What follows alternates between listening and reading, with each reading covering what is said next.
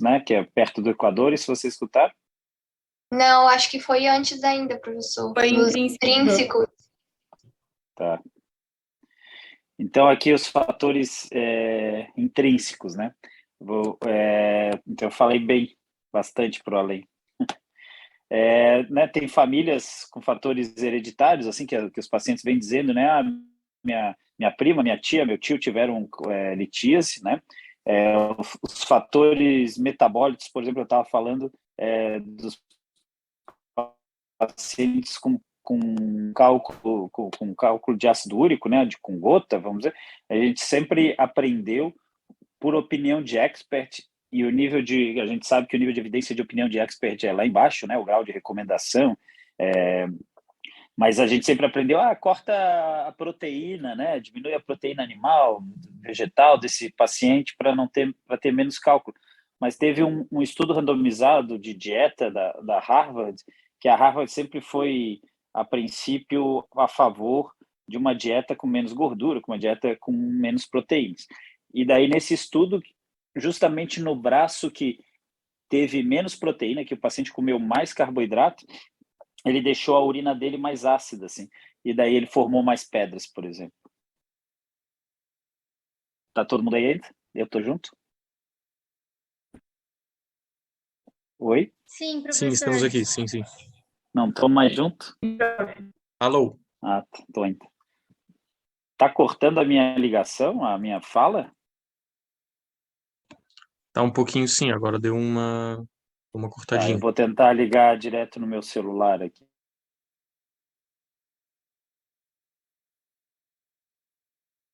Só um pouquinho.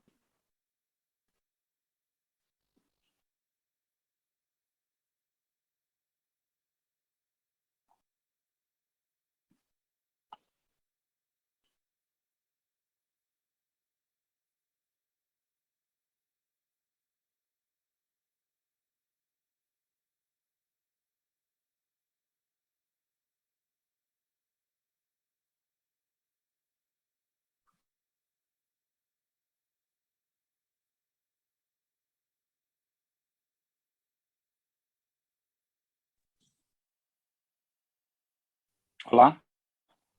Olá? Olá? Oi, tá me escutando, né? Sim. Beleza. Acho que agora não vai mais cair, não. Então, daí, a parte, né, de PTH, paratormônio, né, às vezes, se eu faço diagnóstico de hiperparatiroidismo primário no consultório, porque o paciente forma muito cálculo, né, vai lá, mede, o paratormônio está elevado. E as anormalidades anatômicas, vocês pensam que rins em ferradura, rins mal rodados, né, todos eles, a drenagem, né, o clearance renal no urinário fica prejudicado, e isso aumenta, então, a formação de cálculos ali, né, nessas alterações anatômicas. Opa, vamos para o próximo aqui. Fatores extrínsecos. Tá indo, né? Sim. Sim, tá. Então, geográficos, né? Então, países mais perto do Equador têm uma incidência maior de urolitíase do que os países mais frios. A ingesta de líquidos aqui, né? Então, é o principal motivo de formar pedra no nosso país, é a baixa ingesta de líquidos, né? Então, paciente que tem litíase, ele deveria ser orientado a formar, não, a gente tem costume de dizer que é tomar líquido, né? Mas é formar pelo menos 2,5 litros de xixi por dia, assim, né? E isso seria a forma de prevenir um paciente já formador recorrente de ter cálculos. A segunda causa de formação de cálculo no Brasil é a hipocitratúria, é a baixa do citrato. E é um fator inibitório de formação de cálculo, né? Então, a baixa do citrato, ela também no Brasil é a segunda causa. Vai dar mais ou menos 50%, é claro que tem causas que o paciente tem, além de se hidratar pouco, ele tem baixo citrato, né? Mas é quase 50% para cada uma dessas causas aqui, né? Então, imagina, a gente consegue prevenir muito paciente se a gente mandar eles tomarem líquidos, né, eu não sei se eu vou falar mais para frente, eu acho melhor, mas imagina que seria assim, o citrato, quando o paciente toma, vamos dizer, um suco de limão, por exemplo, em 4 horas esse citrato já entrou no sangue, virou bicarbonato, o bicarbonato foi eliminado na urina, virou citrato lá de novo, entendeu? Então, tipo, não adianta, como muitos pacientes veem na internet, sei lá, Instagram, essas coisas, eu tomo 2 limões de manhã cedo. Não adianta, tu vai proteger o teu rim até meio-dia, e depois do meio-dia não protege contra a litíase. Então, eu faço geralmente uma receita que vai dar o que a gente precisa para esse paciente prevenir, inibir a formação de cálculos, que seria aí 40 mEq de citrato por dia. Então, eu faço uma receitinha, assim, eu nem sei se tem nessa aula, às vezes não tem, eu boto assim, suco de limão, mais ou menos, 120 ml, diluído em 2 litros de água. E daí mando essa pessoa carregar uma garrafa escura, né, para não ter ação da luz, para não ter a quebra do citrato, e beber de manhã, de tarde, de noite. Manhã, tarde, noite. Então, esse paciente, se hidratar assim, a gente já ataca os 2 problemas, número 1 e 2, de formação de cálculo, tá? Isso, receita da vovó? Não é, justamente porque 120 ml de limão, do nosso limão aqui, não precisa ser o siciliano, né? O nosso limão Tahiti, né? Ele vai ter mais ou menos esses 40 mEq de citrato por dia que é necessário. A questão de ocupação, assim, né, de trabalho. Então, os primeiros estudos de medicina investigativa, assim, de medicina baseada em evidência, lá pelos anos 1800, eles começaram a demonstrar que os marinheiros que trabalhavam no convés do avião, do navio, eles tinham menos incidência de litíase do que os que operavam as máquinas a vapor das casas de máquina. Então, mostrando que eles se desidratavam mais lá embaixo, formavam mais pedra.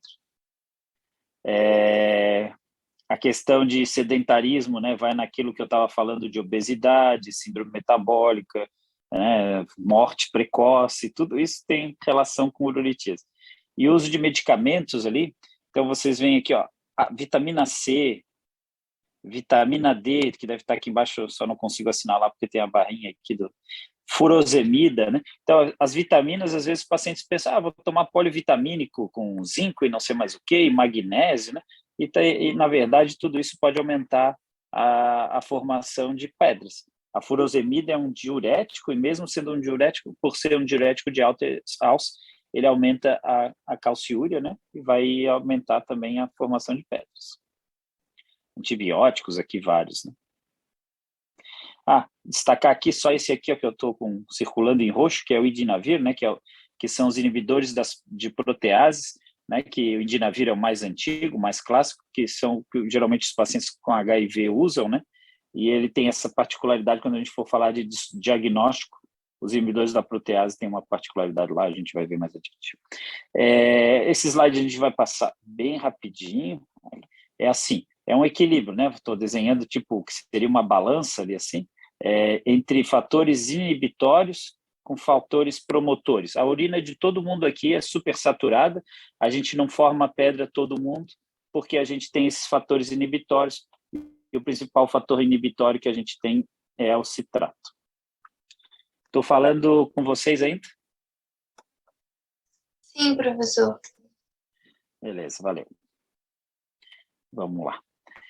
Aqui, desse slide todo que eu queria passar para vocês é que aqui, ó, só depois de 2 litros começa a cair bastante, né? A formação de cálculo de oxalato de cálcio, de fosfato de cálcio, de ácido úrico, assim, né? Então, a saturação vai depender, obviamente, da hidratação desse paciente, tá? De novo, é aqui que a gente tem que focar, né? Então, tanto esse slide tem isso de novo para eu ficar repetindo, citrato e hidratação pelo volume urinário, né?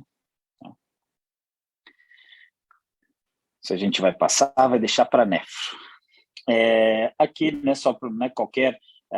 aqui tem um mecanismo que eu queria mostrar para vocês, comentar para vocês. Eu não sou o melhor desenhador de alça de Henle, mas vamos lá.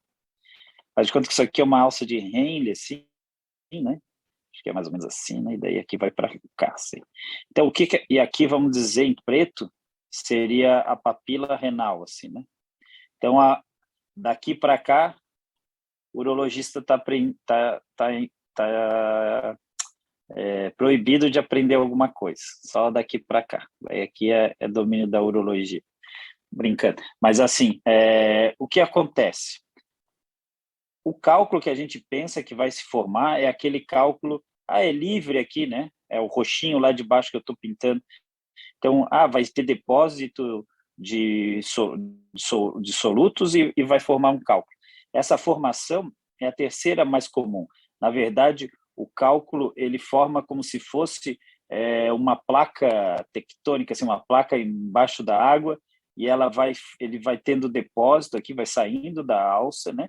E vai formando um cálculo, e esse cálculo vai chegar aqui assim na papila, e ele vai furar a papila, como se fosse uma montanha que está saindo daqui, né? Então esse é o tipo, é o cálculo mais comum, é o cálculo de que está ele está hiper concentrado no parênquima renal, esse pretinho aqui que eu estou desenhando de cálculo, e ele vai perfurar aqui, e daí aqui ele racha e forma uma pedra. E a segunda causa mais comum é o cálculo dentro do túbulo coletor. Ele vai descendo e já vai se formando até cair já na via excretora. Tá? Aqui, opa, que slide horroroso, e é mesmo só para a gente chamar a atenção que existem vários formatos de cálculo, né?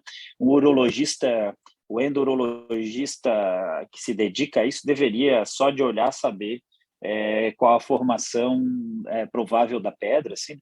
Os mais comuns, né, sem dúvida, são os de oxalato de cálcio e os de fosfato de cálcio. Né?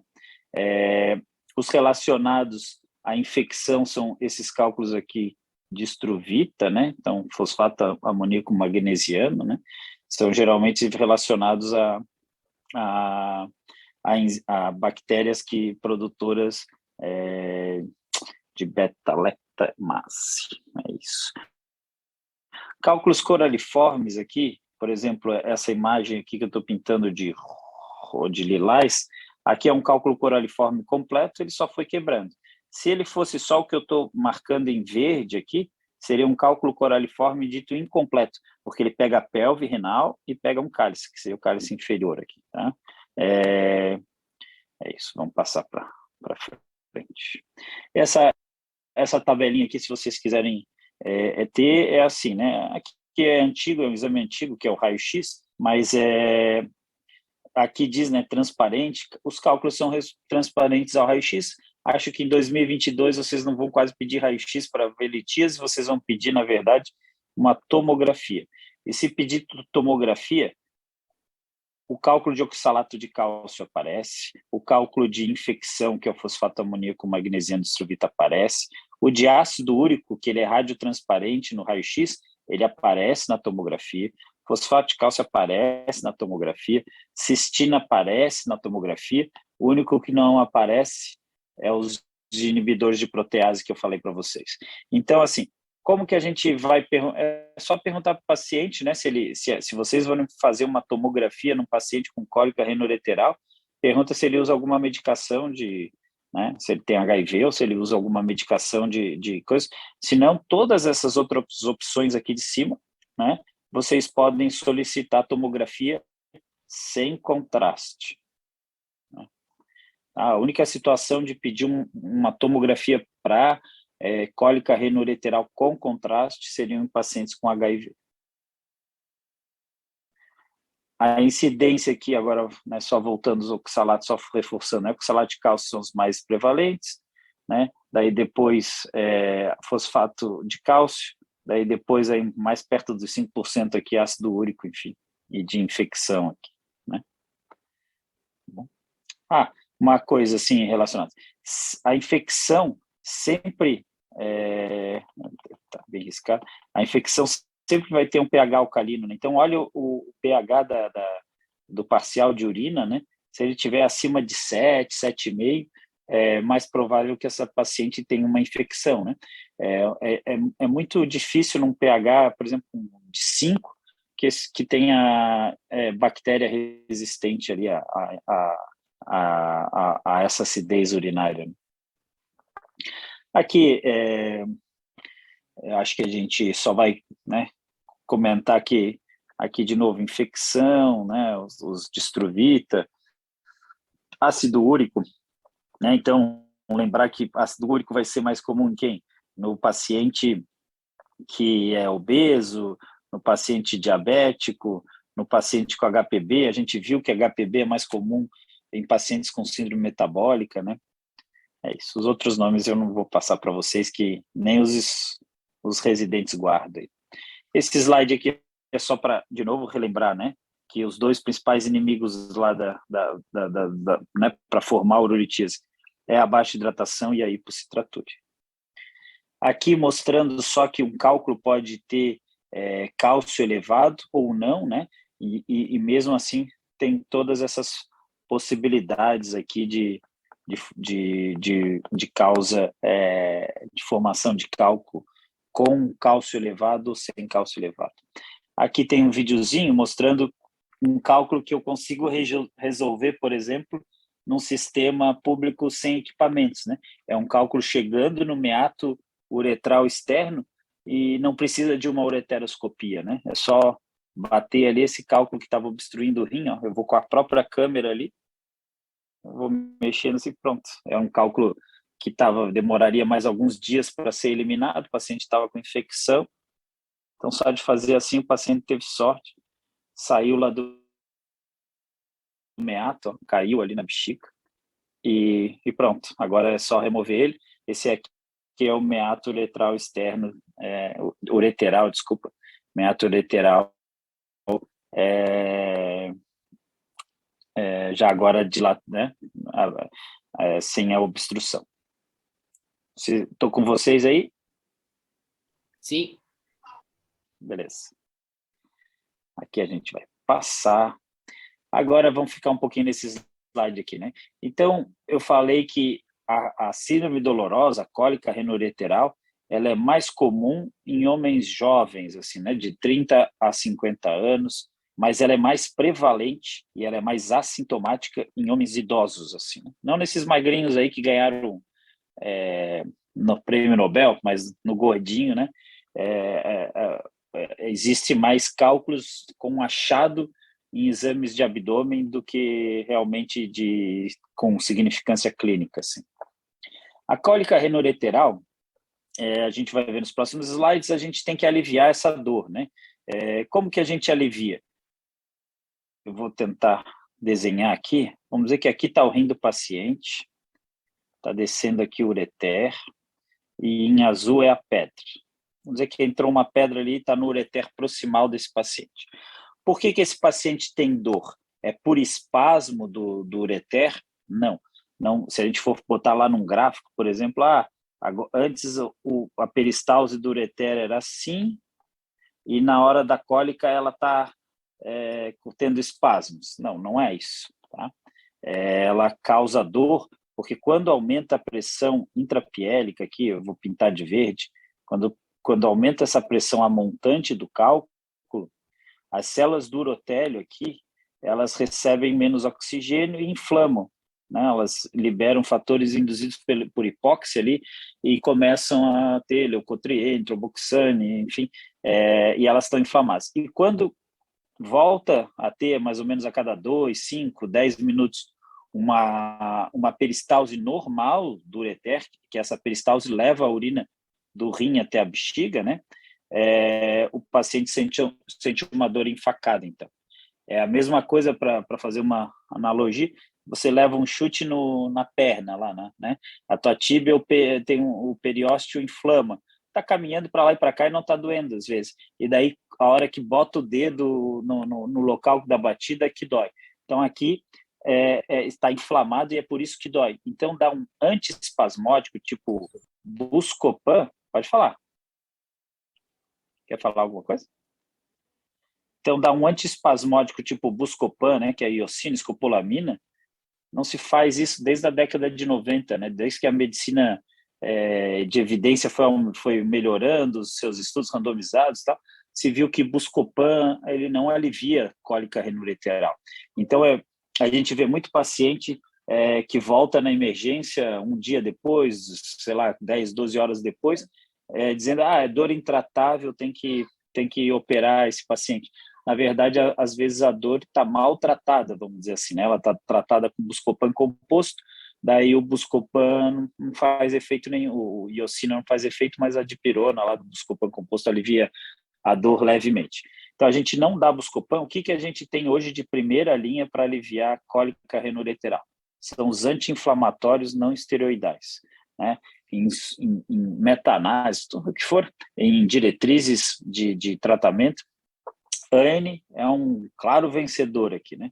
A gente dá anti-inflamatório, seja EV ou sublingual, né? Existe eu vou escrever no meio da tela aqui, que é o cetorolaco, né? Cetorolaco, que é o Toragesic, aí, não sei se alguém já tomou, 10 miligramas sublingual. O cetorolaco, que é o Toragesic, ele tem uma potência igual à morfina, né? De alívio de dor, de analgesia. E é muito melhor do que tramal, codeína. Eu vou escrever aqui, tramadol, tramal, codeína. São remédios que eu não uso na minha prática há cerca de 6 anos já. Então, vou riscar bem assim, porque só hoje eu recebi 2 pacientes tomando tramal no consultório. Esses remédios eles têm uma potência muito menor do que a morfina, muito menor do que o cetorolaco, e eles têm efeitos colaterais bem maiores, né? Então, geralmente, quando o paciente usa uma codeína, ele fica nauseado, ele usa um tramal, ele fica nauseado, e o alívio da dor dele é bem menor do que usando o cetorolaco. Então, isso talvez tenha que mudar, né? Vocês aí na prática de vocês, quando estiverem fazendo estágio na clínica médica, né? Tentar... a gente tem 2 opções baseadas em evidência, então, que aliviam bem a cólica renal-lateral. Uma é morfina e a outra é o anti-inflamatório.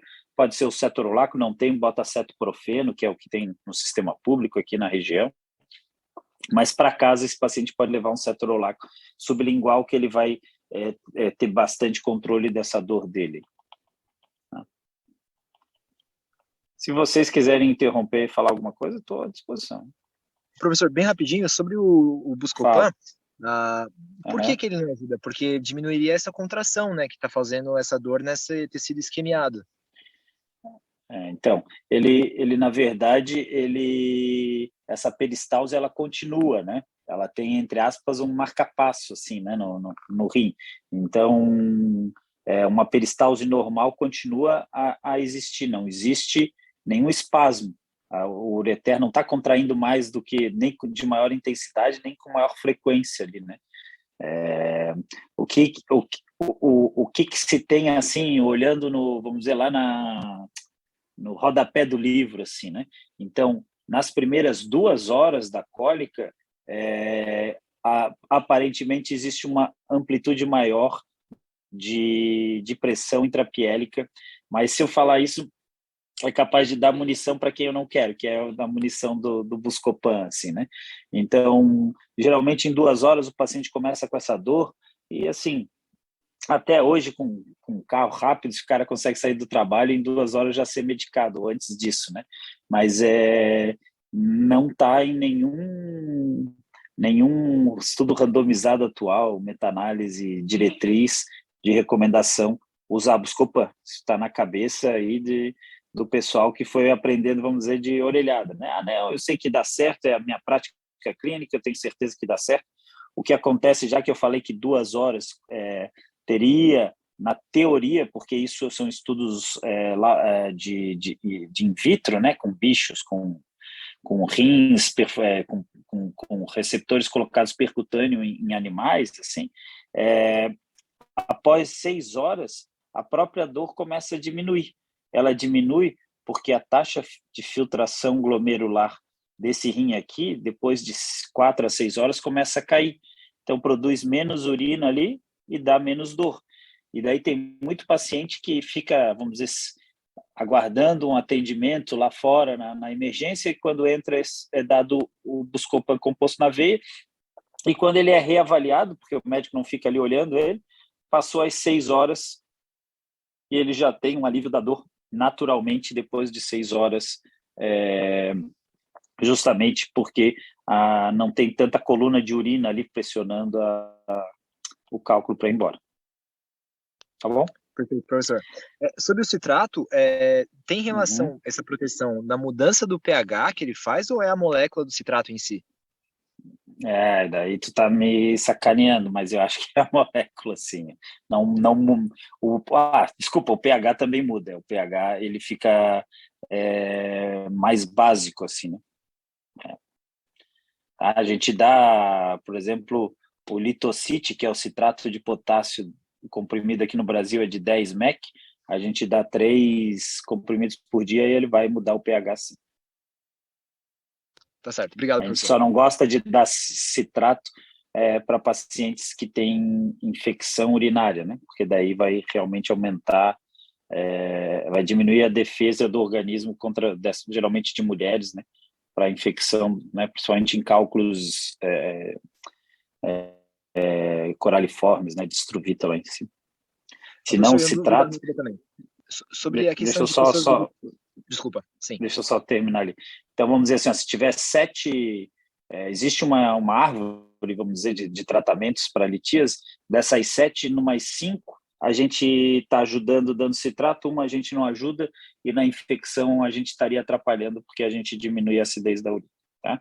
Então, aquela regra ali serve para praticamente todos os pacientes que não têm de se hidratar, né, com suco de limão, que não tem infecções urinárias. Pode falar aí, Kim. Não, eu ia perguntar sobre a questão de quem é vegetariano. Tem uma tendência de alcalinizar um pouco o pH, né? Chega ao ponto de predispor essas pessoas a cálculo de Struvita ou não chega nisso? Não, mas daí depende, eu acho que geralmente vegetariano é mais magrinho, então, tipo, se hidrata mais, toma mais água, né? E não existe uma incidência maior em pacientes vegetarianos de litíase, né? Acho que por causa dos outros fatores não é nunca uma doença unifatorial, assim. Certo, obrigado, professor. Também. Se for para botar recomendações, eu acho que o último slide dessa aula é isso. A gente vai lá dizer para o paciente: controla o teu peso, faz exercício, fica magrinho, ainda vai ter no final lá, controle as suas proteínas, né, a ingesta de proteínas animais, mas daí quase todas as recomendações hoje nas diretrizes americanas e europeias de prevenção são baseadas em opinião de expert, porque, sei lá, a gente meio preguiçoso não fez nenhum estudo, ou é difícil mesmo, né, fazer estudo em nutrologia, assim. Qualquer coisa vai me perguntando. A segunda forma de diagnóstico, né, é um paciente às vezes com uma hematúria, né? É muito raro o paciente ter uma hematúria macroscópica assintomática, né?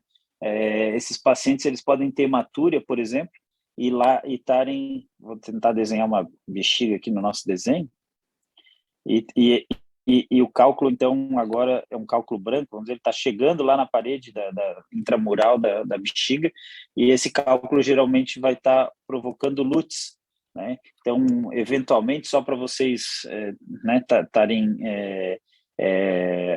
alertados, esses pacientes podem estar com polaciúria, podem estar com disúria, e se for mulher, é capaz de ser tratado como infecção urinária, né?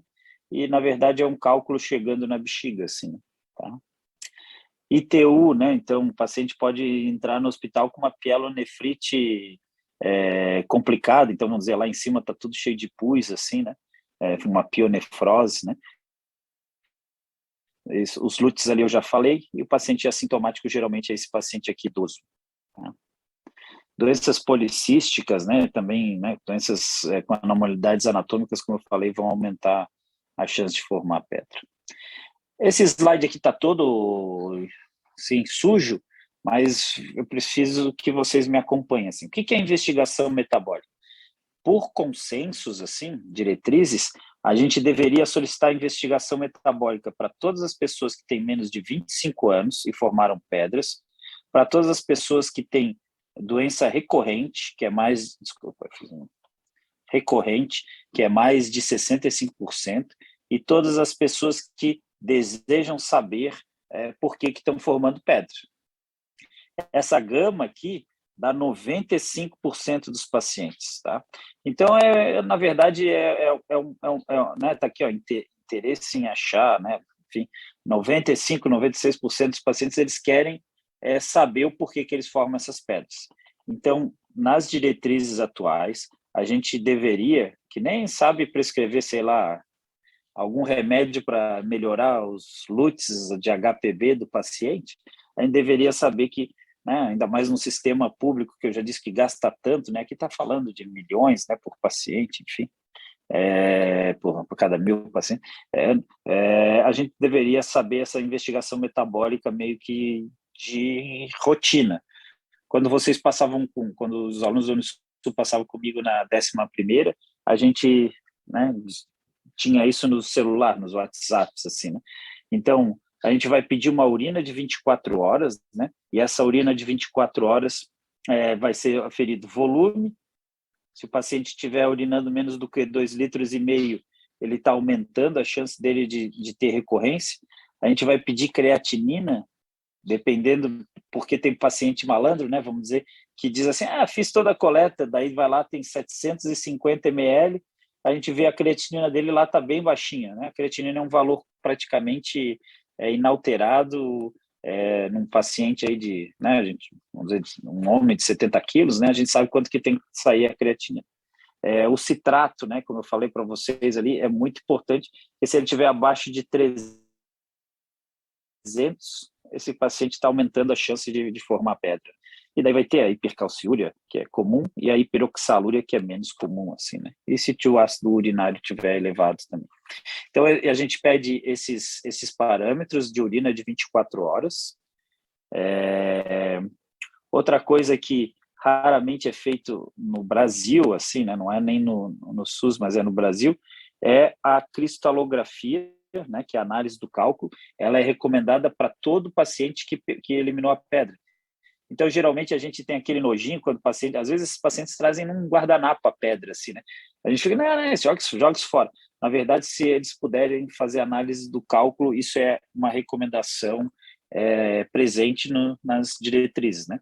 Então, todo o final de cirurgia que eu, sei lá, removi, eu pego um fragmentozinho, coloco num frasquinho e dou o telefone de uma clínica que para fazer essa cristalografia tem que ser feito com uma técnica de difração para o raio-x. Isso a gente não tem aqui em Florianópolis, mas custa cerca de 180, R$200.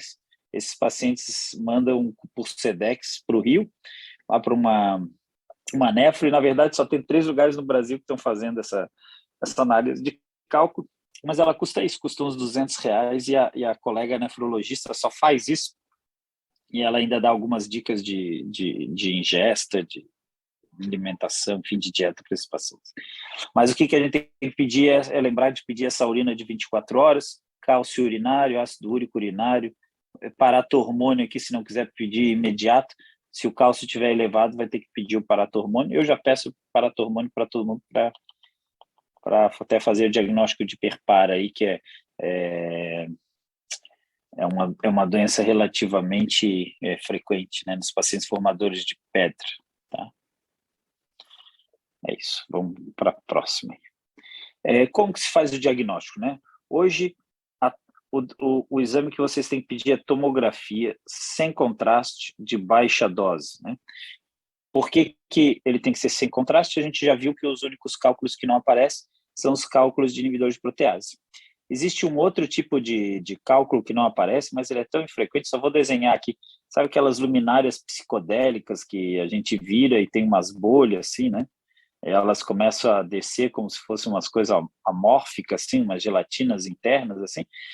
Existe uma coisa que a gente chama de leite de cálcio, que seria exatamente aquilo, é formado uma gelatina calcificada, vamos dizer assim, e ela desce como se fosse o melhor a comparação é tipo esses slime de criança, assim, né? Então, um pouco parece slime na hora da gente ver, eles também não aparecem na tomografia sem contraste, mas é tão raro que a tomografia tem sensibilidade de 98% de detecção de cálculos urinários, tá? Os outros todos são usados classicamente, mas o ultrassom, que de repente, né, vocês veem que o pessoal pede, o ultrassom ele só tem a sensibilidade de 30% a 60% de diagnóstico de um cálculo que sai ali da pelve renal até ele chegar na bexiga, né? Então é um pouco melhor do que cara e coroa isso aqui, né? Eu não peço ultrassom, eu peço tomografia sem contraste. Essa questão de baixa dose, né, para mostrar para vocês a importância disso, se acredita nos Estados Unidos que em 2030, isso é só, né, previsões, 7% dos cânceres nos Estados Unidos vão ser em pessoas que fizeram tomografia na infância e no adulto jovem, assim, né? Então, 20 anos depois, a dose de tomografia ela pode gerar mutações, né? Enfim, tumores na zona irradiada, assim, né? Então, é muita coisa. Para vocês terem uma ideia, hoje, nos Estados Unidos, se faz diagnóstico de mais ou menos 140 mil tumores de próstata, isso é exatamente 7% dos cânceres masculinos, né? Então, é muito tumor por causa do uso da tomografia. Então, a gente tem que tentar, vocês pensam, mas então é muita radiação, eu vou pedir ultrassom.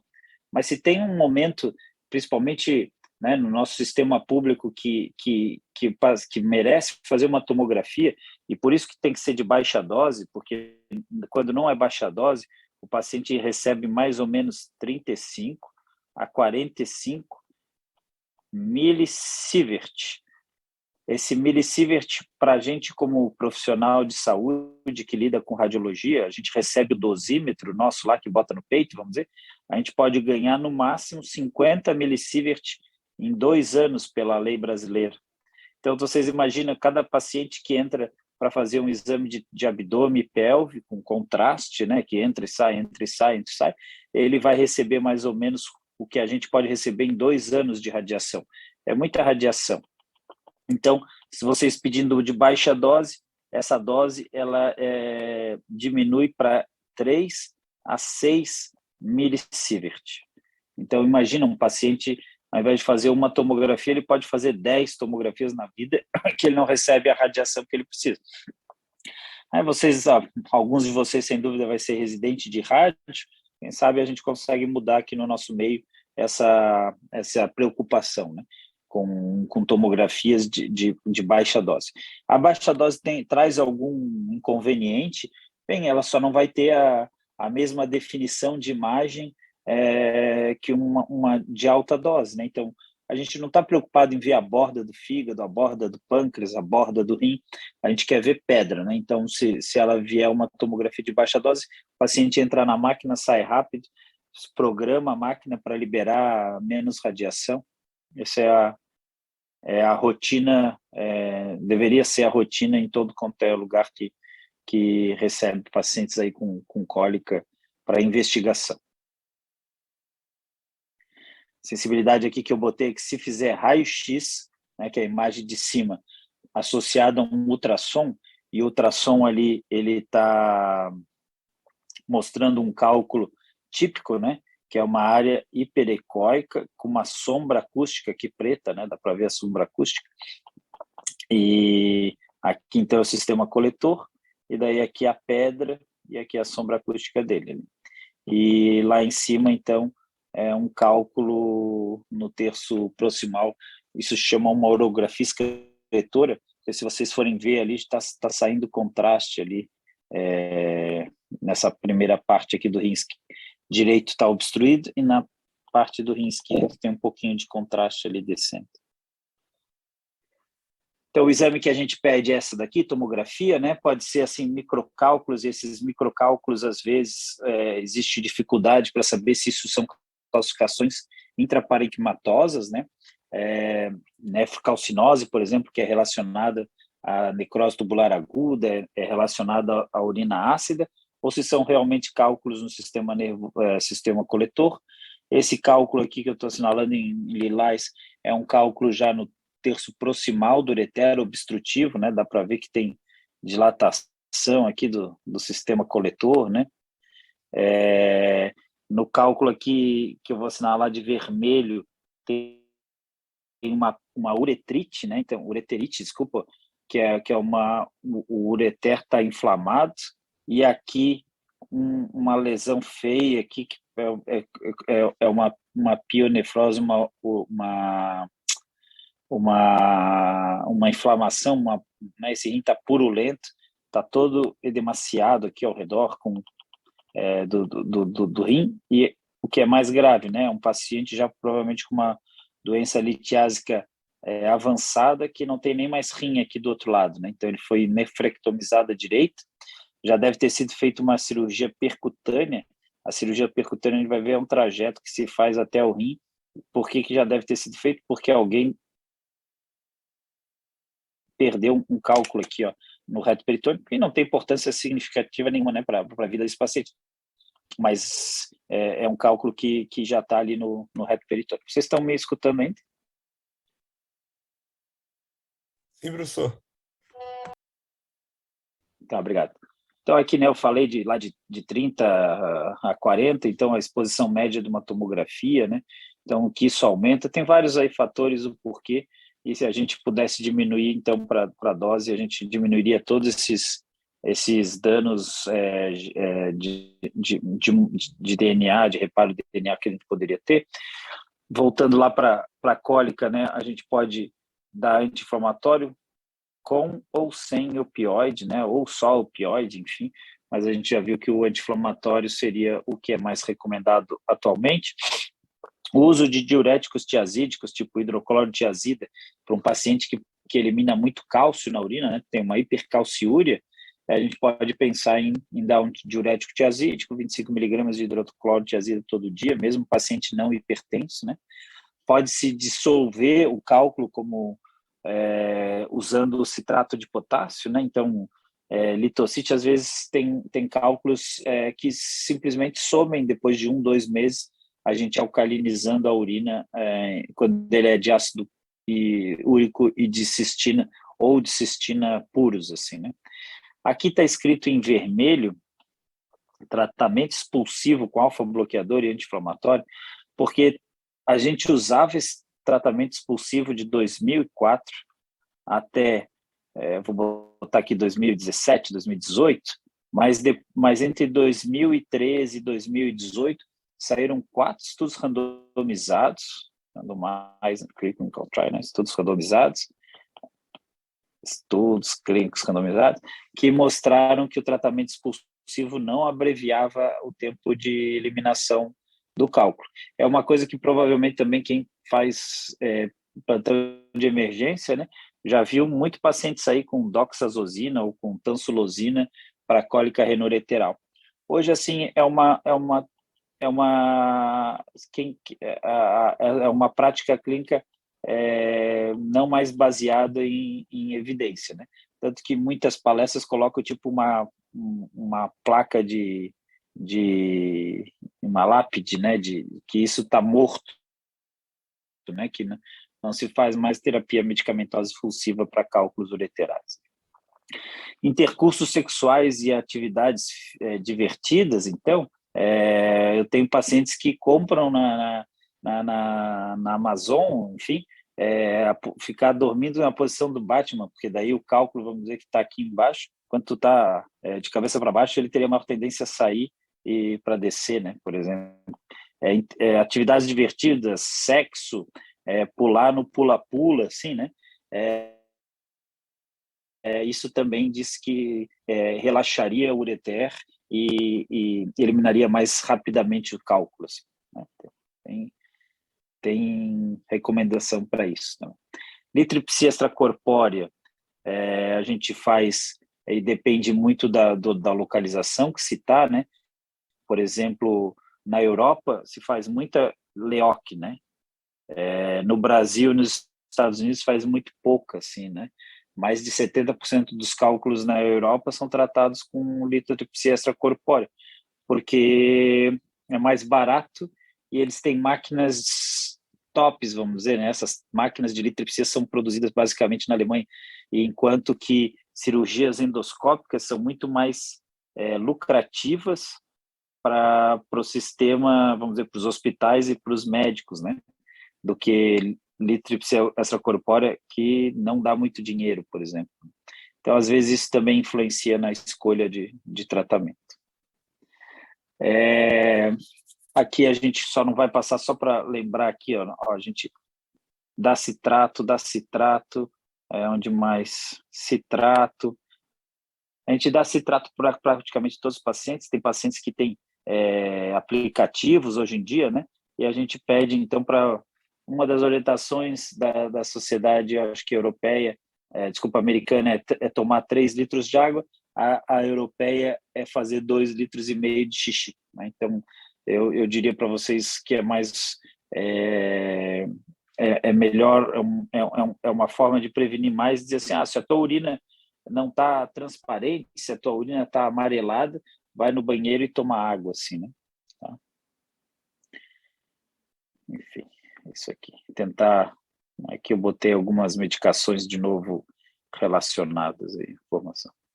O paciente eliminou eliminou a pedra da cólica lá que ele estava tendo, a gente vai avaliar o risco. Como que a gente faz isso? Com investigação metabólica, a gente já viu lá que a investigação metabólica a gente pede de urina de 24 horas, paratormônio, cálcio urinário, cálcio sérico, né, citrato, ácido úrico, oxalato urinário. Só que se o paciente não eliminou, a gente tem que desobstruir esse sistema coletor. É quando vocês têm que chamar um urologista.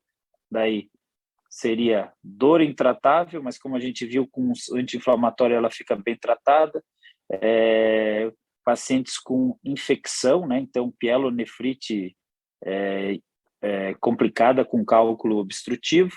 E a terceira forma, para descomprimir obrigatoriamente é uma insuficiência renal aguda, né? Então a creatinina está subindo, o potássio está subindo, são as 3 motivos de desobstrução. Aqui está, litripsia, ureteroscopia flexível ou nefrolitopercutânea. Daí a gente vai definir qual a forma melhor de desobstruir esse paciente, se é um catéter duplo J ou se é uma nefrostomia. O catéter duplo J é esse aqui, ó. Ele tem esse nome, o pigtail, porque ele tem um J na terminação aqui renal e um J na bexiga. Imagina que às vezes a gente passa esses duplos J's e ele é um corpo estranho lá dentro e o paciente tem disúria, né? Tem dor, justamente porque quando a bexiga esvazia, ela bate nesse duplo J aqui e o paciente tem dor na bexiga. Ou ao contrário, o paciente faz valsalva e daí aumenta a pressão vesical, a urina reflui para dentro do rim aqui e dói o rim também. Então, o duplo J, principalmente em homens que são mais, vamos dizer, sintomáticos do que as mulheres, com um limiar menor de dor, esses duplos J's incomodam. E, então, essa é a forma de descomprimir, de duplo J ou nefrostomia, que daí se bota, então, uma sonda direto aqui no rim e a urina começa a drenar direto por aqui. Tá? Professor, fala. Você pode repetir o que significa o LEOC? Eu não consegui anotar aqui, por favor. Tá. Não, a gente vai chegar mais lá para frente. A litrotripsia extracorpórea por ondas de choque. Logo já vai chegar ali, tá? Já vou falar de tratamentos, vai voltar a LEOC. Os pacientes de maior risco, né? Se tiver história familiar, gota, ITU, se obesos, enfim, diabéticos, enfim, isso aqui. Agora a gente vai falar de LEOC. Então, a LEOC, o mecanismo era o seguinte: os pacientes na década de 80 entravam de roupa de banho, assim, né? De biquíni, enfim, dentro de uma banheira, e existia um aparelho que fazia ondas de choque, né, que eram bem transmitidas pelo meio líquido aqui e batiam lá na pedra. Então, por exemplo, aqui, ó, tem uma moça usando biquíni, ela vai entrar nessa banheira verde, vermelho, que eu pintei aqui de vermelho, e as ondas de choque vão batendo aqui para tentar explodir a pedra, né? Vocês veem que quanto maior a pedra, menor a taxa de resolução, né? Então, foi um tratamento, né, litotripsia extracorpórea por ondas de choque, foi um tratamento que seria revolucionário na década de 80. Se acreditava, poxa, ninguém mais vai precisar de cirurgia para litíase, né, para urolitíase. Mas os cálculos maiores não quebram bem os cálculos com mais de 800 UH, que é unidades Hounsfield, que é a densidade dessas pedras, de muitas dessas pedras no sistema urinário, elas são mais resistentes, né, às batidas da litotripsia extracorpórea e não quebram. Assim. Hoje, modernamente, aquilo tudo lá foi substituído por uma bolha que fica aqui, de líquidos, e aqui fica o cristal vibrando, então ninguém mais precisa ir de roupa de praia para fazer esse tratamento. Ele pode ser localizado tanto por ultrassom quanto por fluoroscopia. E as complicações mais comuns são hematomas na região perirenal, hematúria, aí mais ou menos 20%, 30% dos pacientes vão ter hematúria, mais ou menos uns 5%, 10% vão ter cólica para a eliminação dos cálculos, né? A questão da diabetes aqui, ela está interrogada, porque às vezes esses pacientes se mexem, né? Eles não estão sedados em alguns lugares, pode bater na cauda do pâncreas, pode aumentar a chance de lesão pancreática. Tá?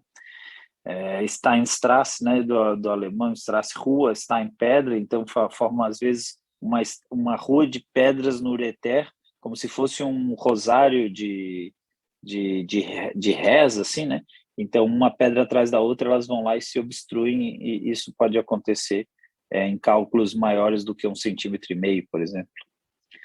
Então, já que a litotripsia extracorpórea não é eficaz para 100% dos pacientes, na década de 80, também, finalzinho, começou a aparecer a nefrolitotripsia percutânea, né? Esses colegas aqui, esses dois, esse espanhol, ele é o Dr. Valdívia, ele que inventou isso.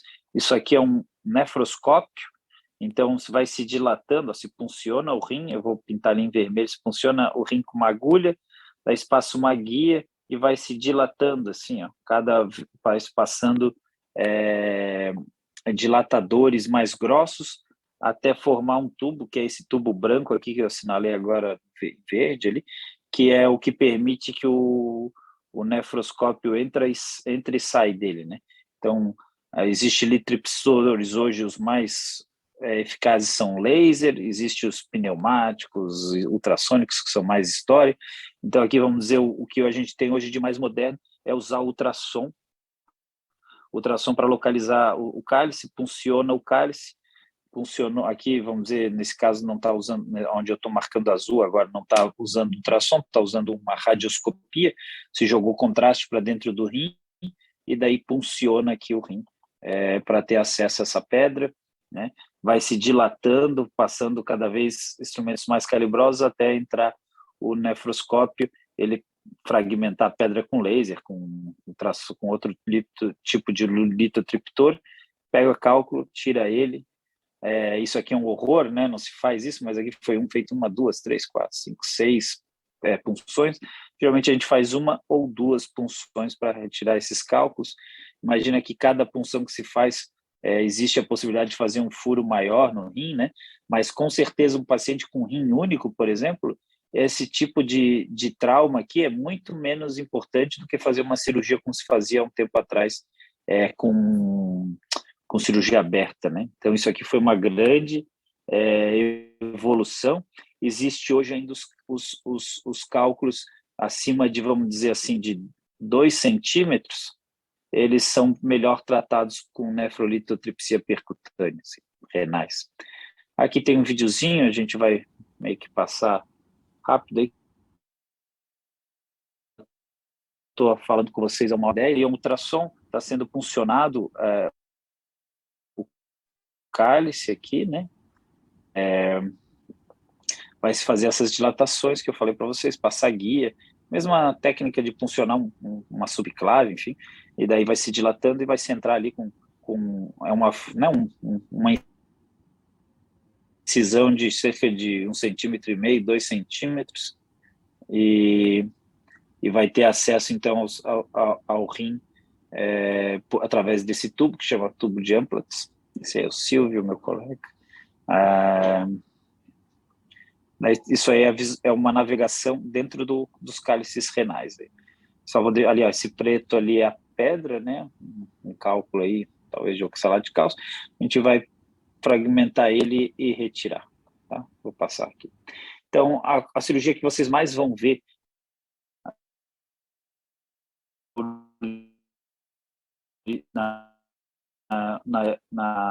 é acessível, né? Porque esse aparelho aqui, ele é bem fininho e ele vai lá retirar os cálculos que estão nos ureteres nas emergências, assim. Ok, esses slides só para mostrar que se gasta muito, né? É um tratamento extremamente caro, por isso que não tem no SUS, né, à disposição aqui na nossa região, e quando tem, que a maioria dos outros estados tem, eles fazem incomodado, porque esses aparelhos são caros e usam muito descartável. Aqui é uma ureteroscopia rígida numa paciente que teve um cálculo lá perto da bexiga, então aqui está se entrando com cistoscópio, vai se cateterizar, aí passou pela próstata, entrou na bexiga, vai se olhar o meato uretral, nesse caso aí é o esquerdo, que é isso aqui, vai se cateterizar esse meato uretral aqui, e vai fazer contraste, joga contraste lá para cima para desenhar o sistema urinário, né? Isso, quanto mais habilidoso, menos a gente precisa fazer isso, né? Para localizar. Então, aqui está o cálculo e aqui está subindo o contraste para o rim desse paciente, né? Tá vendo aqui?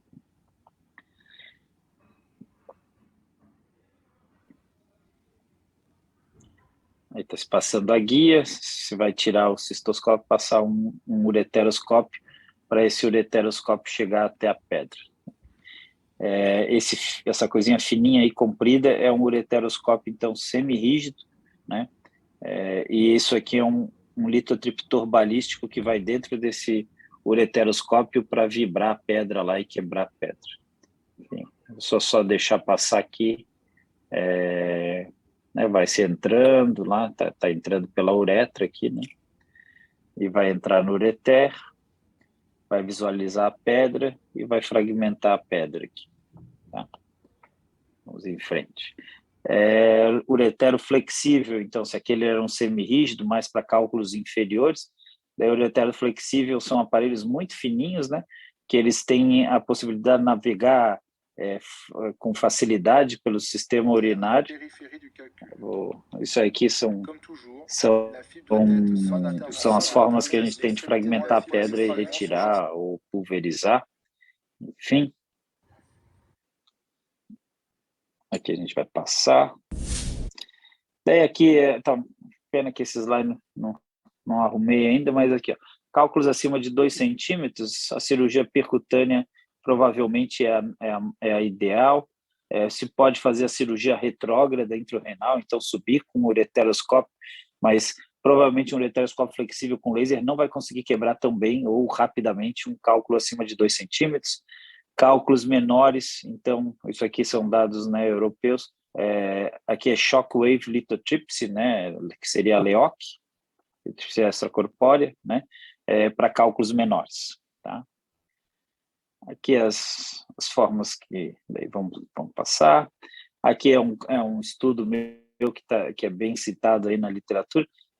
Já que às vezes, né, não tem ureteroscópio como que faz nos países pobres, né? Então a gente fazia laparoscopia, né, e tirava o cálculo de dentro da pelve ali, né? E depois suturava isso aqui botava um duplo J e suturava enfim, é isso. Aqui, um problema que não tem nada a ver com o que a gente estava vendo até hoje, que são os cálculos de bexiga, né? Então, os cálculos lá em cima são por essas formas que eu falei, baixa hidratação, enfim, e os cálculos de bexiga são por estase urinária. Então, aqui é um paciente que foi feito tinha uma próstata de quase 200 gramas, e então ele tinha uma estase urinária. Isso aqui é a sonda Foley que veio pela uretra, e aqui é a bexiga aberta, né? E daí parece até um exercício de simulação de robô, para quem faz certificação, que é pegar as bolinhas lá, os cálculozinhos urinários, aí a bexiga está aberta, né? Isso aqui é a espessura do detrusor, né? Então, isso aqui está relacionado a HPB, a obstrução infravesical, né? Então, cálculos de bexiga são cálculos de estase. Depois de tirar todas essas pedrinhas, daí vai se fazer a adenomectomia, que é retirar todo esse miolo da próstata aqui, né?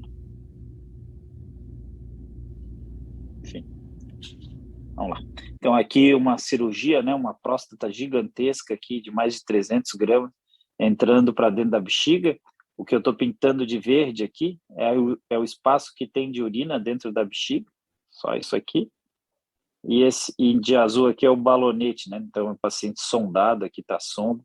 E daí saiu, então, uma próstata volumosa, né? Isso aqui não dá para ter a noção perfeita, mas quando a gente falou sobre instrumentais, né? Isso aqui é uma sonda de Foley, então é uma próstata muito grande, né? Uma próstata bem pesada aqui que estava causando estase e cálculo urinário. Vou passar agora uns casinhos clínicos. Então, esse caso aqui é um cálculo grande, aí, de provavelmente 2 centímetros no polo inferior. Aqui a litotripsia extracorpórea por ondas de choque não vai funcionar muito bem. Então, esse paciente aqui provavelmente faria uma cirurgia percutânea, né? Nefrolitotripsia percutânea. No caso 2, a mesma coisa, 2 cálculos grandes aqui. A gente pode fazer uretero-reno litotripsia flexível, vamos dizer, ou a gente pode fazer a nefrolitopercutânea. Tá? Aqui no cálculo, de novo, um cálculo menorzinho, mas no polo inferior, né? 2 cálculos ali menores do que 1 centímetro, mas eles estão no polo inferior. É difícil um cálculo desse subir para depois da litripsia corpórea. Então, para esse paciente aqui também vai ser nefrolitopercutânea o tratamento, por exemplo, com um paciente desse. O caso aqui número 4 é uma mulher, né? Geralmente é homem, que tem cálculos de ácido úrico, mas dá para ver ali o ultrassom, né? Que é um cálculo grande, um cálculo de quase aí, talvez 4 centímetros, com uma sombra acústica. Isso aqui pensa assim, vai ser uma cirurgia muito grande. Daí esse paciente foi dado litocite, que é citrato de potássio, e 3, 4 meses depois se resolveu, né? Se fez controle esse cálculo foi reduzindo o tamanho, e daí ele sumiu só com a acidificação da urina, por exemplo. Né? Aqui um cálculo grande, maior do que 1 centímetro no ureter proximal, né? Imagina que o ureter está descendo aqui assim. Então, esse cálculo aqui ele vai ser melhor tratado com ureterolitotripsia flexível. Tá? Aqui é um cálculo de terço inferior, né? A gente está na pelve aqui. Então, esse cálculo aqui seria uma uretero rígida, mas essa paciente aqui ela tinha tido um CA de colo uterino, né? E ela teve, então, uma uretrite actínica aqui do seu final do ureter, e está bem fininho, estenótico. Então, não adianta tentar dilatar isso aqui, quebrar pedra. Na verdade, a pedra aqui é secundária à estase. Então, o que foi feito? Foi feito uma incisão aqui no ureter, tirada a pedra e feito um reimplante ureteral na bexiga. Então, se costurou aqui e essa parte aqui de baixo se retirou. Foi feito esse reimplante por laparoscopia, pode ser feito com robótica. Enfim.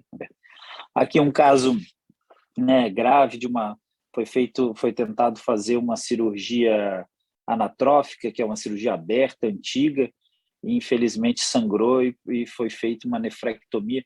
Dá para ver aqui um cálculo, né? Então isso aqui infelizmente é uma complicação da cirurgia aberta, mas esses cálculos assim coraliformes, o que é o ideal hoje é nefrolitopercutânea mais LEOC. Então se faz tipo um sanduíche, faz nefrolito percutânea, daí faz LEOC, depois faz mais uma nova sessão de nefrolito percutânea, não resolveu tudo, faz uma nova sessão de LEOC. É assim que trata uma doença grave dessa, para limpar todo esse rim. Tá? Aqui um caso, né, que às vezes é dramático, né, uma mulher com um trabalho de parto meio prematuro, ou com uma pielonefrite aguda, né? Infelizmente esses casos né, a gente presencia, o paciente vai para a UTI, às vezes com uma urosepse, e tem que passar um duplo J para desobstruir esse rim, né? Aqui tem um cálculo, por exemplo, foi feita até uma tomografia, porque foi pesado, né? Risco para o feto, mas o que estava acontecendo no abdômen dessa paciente grávida, né? Enfim, eu já vi, eu acho que em 12 anos, 3 óbitos fetais aí por causa de quadros parecidos com esse. O último caso aqui para passar para vocês era um paciente da ortopedia, que eles me passaram que estava com muita lútis, depois de 2 anos de próteses de quadril. O que aconteceu, na verdade, foi que numa prótese de quadril dessa teve um fragmento ósseo que perfurou a bexiga aqui, vamos dizer, a bexiga não tinha cálculo nenhum, e esse fragmento ósseo ele foi fagocitado pela bexiga. E daí a paciente tinha que urinar de posição, às vezes, de barriga para frente, assim, e esses outros 3 cálculos aqui, em roxo, são cálculos de estase. Daí, quando eu fui fazer a cistolitotripsia, cisto, que é de bexiga, litotripsia, tinha esse osso lá dentro, né? E, enfim, só de curiosidade. Aqui esse é o último slide, então, de prevenção, né? Como eu falei, tentar manter o peso ideal, atividade física regular, beber líquidos, de preferência formar 2,5 litros de urina por dia, né? Daí isso aqui está mais em cinza claro, que é restringir proteínas, o sódio, né? Dentro abaixo de 7 gramas, né? Por dia não teria problema. Comer frutas, legumes, enfim. Evitar estresse, tudo isso vai aumentar os fatores aí para não formar cálculos, né? E essa aula foi um pouco mais extensa do que eu pensei que ia dar menos de 1 hora, já deu 1h24. Vocês tendo alguma dúvida, eu estou à disposição, senão a gente vai encerrar, que eu ainda tenho que ir para o centro cirúrgico hoje, que tem cirurgia. Tudo certo, professor. Tranquilo, professor. Obrigado pela aula. Valeu, professor. Muito imagina. obrigado. Acho que as nossas próximas aulas vão ser tudo assim, né? Tudo por Zoom, infelizmente.